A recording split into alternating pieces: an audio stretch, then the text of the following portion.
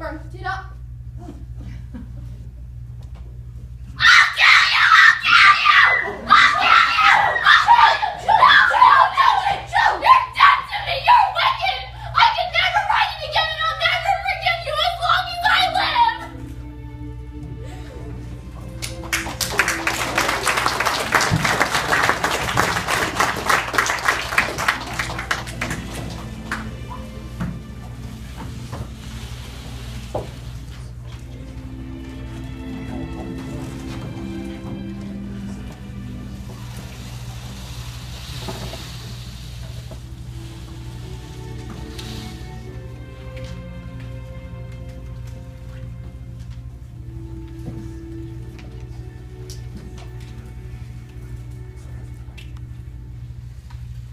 Losing my manuscript was like losing a friend.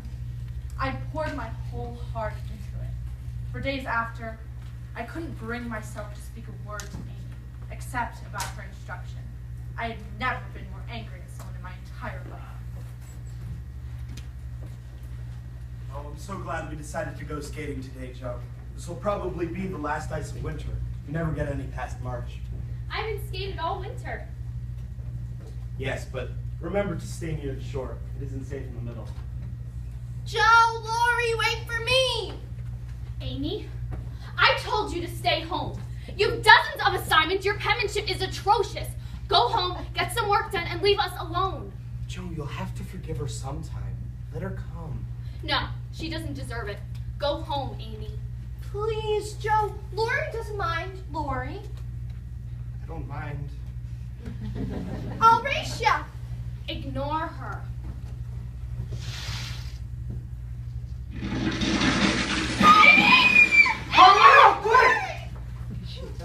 Lori and I pulled Amy out of Walden Pond, wrapping her in our own coats and clothes.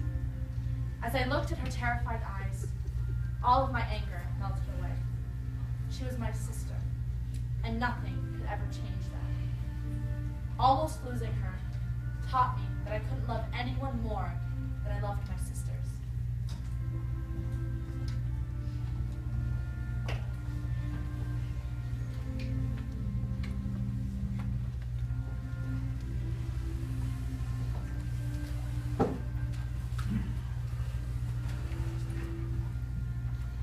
As the months passed, I was newly inspired to write and make my destroyed story even better.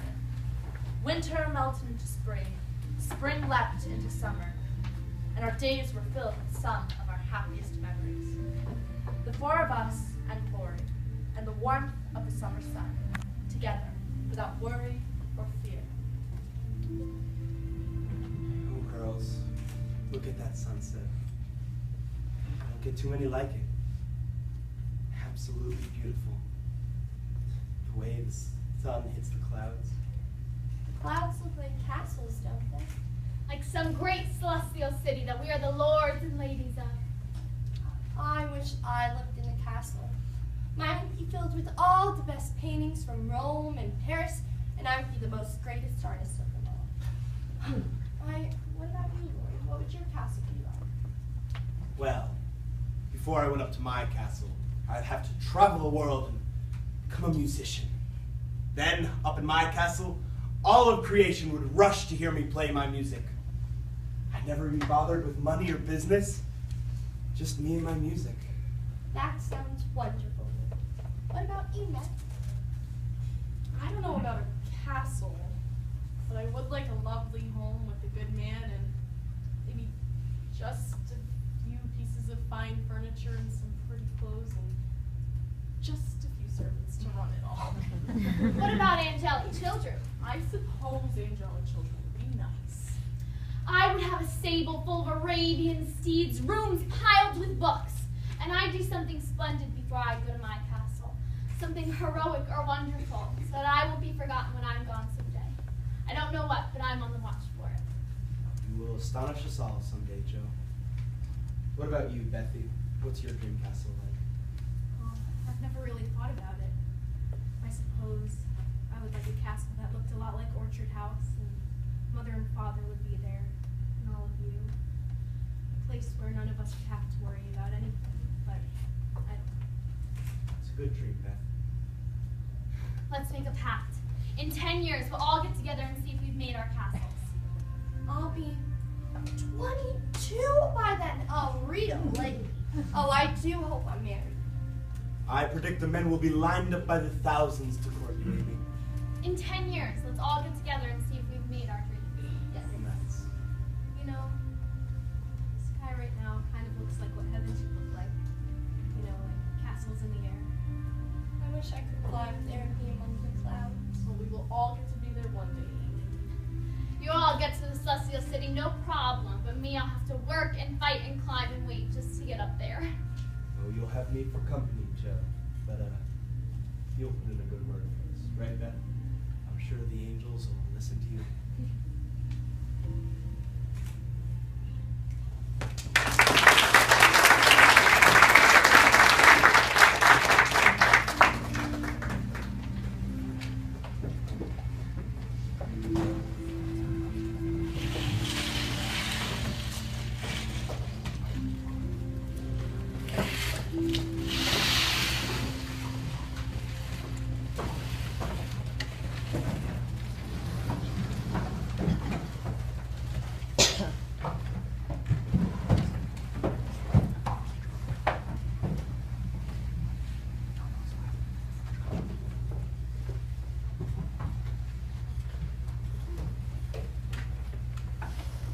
As the summer ended, the weather of Concord turned crisp once more. Autumn, my favorite time of the year, was upon us once again. So much had changed in that year, and with Lori now in our lives, I was sure and hopeful that things would continue to get better. Lincoln was bound to be elected president. All of newspapers said the war was coming to an end. I couldn't have imagined that our family would soon face some of our hardest challenges of all. Mommy, I would like to do something to thank Mr. Lawrence for letting me play his piano. Do you think he would like slippers like I made for Father? I think you would like them very much. Wonderful. I'll get started right away. Just yet, little one. You need to rest and get over your cold. But Hannah, please, I'm tired of resting. Listen to Hannah, dear. When you know when the weather turns, your health does too.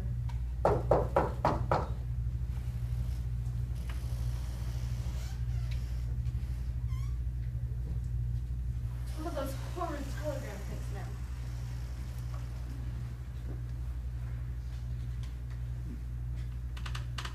Girls, it's your father. No! He's very ill.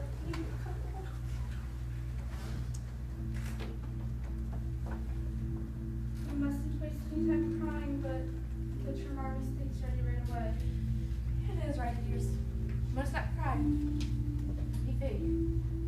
But Father, Orchard House was plunged into chaos, as we all heard about trying to fill it useful. Marnie was to leave right away to see Father in Washington, D.C.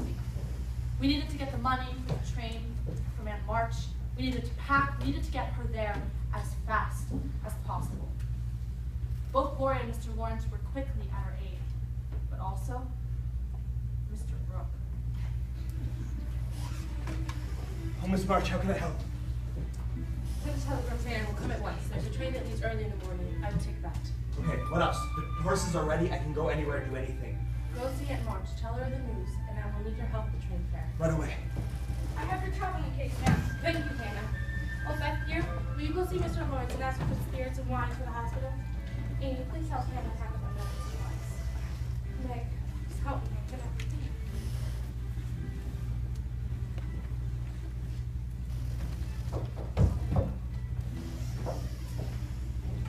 Mr. What can we do for you? I'm very sorry to hear of your father's illness, Miss March. I'm here to offer myself as an escort to your mother. Mr. Lawrence has made commissions for me in Washington, and I think it will be a great honor to be of service to her there. Thank you so much, Mr. Brooke. You are too kind. I'm sure that Mother will accept, and it will be a great relief to know that someone will be with her there. It will be an honor to be of service to her and to you.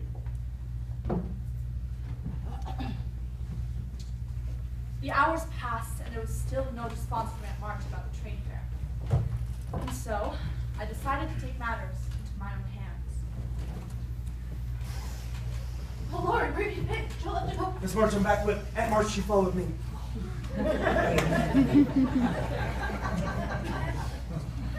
When the young Mr. Lawrence came to my house with the news, I knew I must come straight away. Here's the money for the train fare. Thank you, Aunt March. I'm giving you this money under great distress. You know they do not approve of Mr. Marsh's decision to serve in the army. I said it, and no good should come of it. Now I'm giving you this money with the hope that you will take my advice seriously next time. Thank you, Aunt March. I will take your word under advisement, but I must be getting ready to go now. Who will be minding the children, Mr. Vaughn? The girls are old enough to take care of themselves, and Hannah will be here to help them. It is improper for 4 young girls to live unsupervised. With Joe alone it'd be a disaster, but with 4... Mommy, I've got the money. Oh, hello, Aunt March. Hello, Joseph. Here's $25. This is my contribution toward making Father well and bringing him home. Oh, Joe, where did you get this? I hope I haven't done anything rash or illegal. I sold my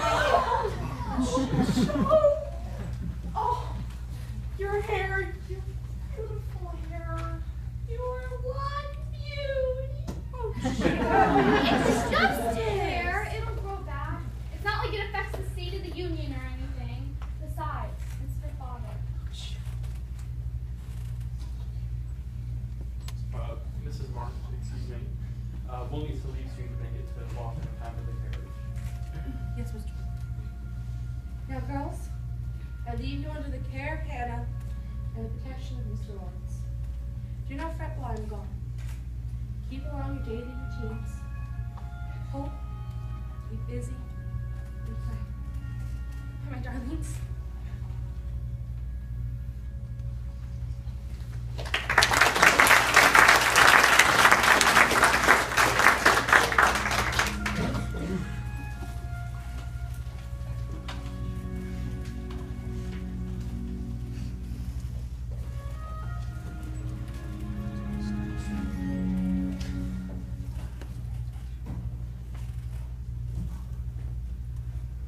Meg, I wish you would go and see the Hummels. You know Mother told us not to forget them. I will go tomorrow, but you don't have to go every day. But Meg, with Marmee away, there's no one to take care of them. The baby's sick, and I don't know what to do for it, but I watch the children while Mrs. Hummel's away. But the baby keeps getting sicker and sicker. I wish you or Hannah could come, Meg. I'll make arrangements for Hannah or I to go tomorrow.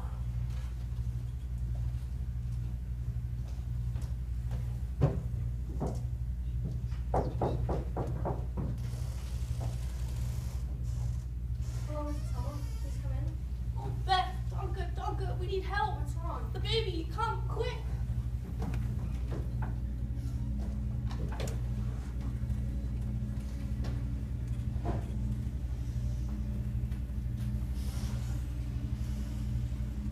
Christopher Columbus, Beth, what's wrong? Oh, Joe, the baby's dead. Oh, Beth, I'm so sorry. Oh, I should have gone instead. We're so sad. I knew in a moment it was sicker, and I held it in my arms to let it rest. But all of a sudden, it seemed to sleep, and it gave a little cry. I've never seen anything like it. I had to stay until Mrs. Hummel got home. I'll send Hannah down at once to see them. Joe, I feel so strange.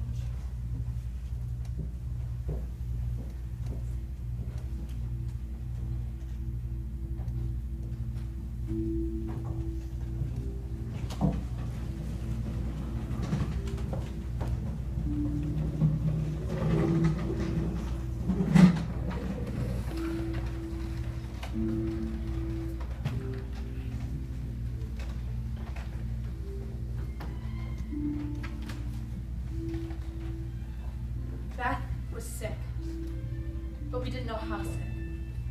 I immediately felt the guilt rise in me. I never should have let her go to the Hummels alone. I never should have let her take care of that baby. Meg and I didn't know how to help her. Her symptoms were so much worse than we'd ever seen. And without Marmee, we were lost. She's burning up, but she says she's freezing. Maybe she just has my soul. I think so, Joe. Girls, where's Amy? She's downstairs making some soup for Beth. We have to keep her away from Beth. We must send her to your Aunt March's. Yeah, what's wrong? We've just come from the Hummels. The other 2 younger children are sick as well.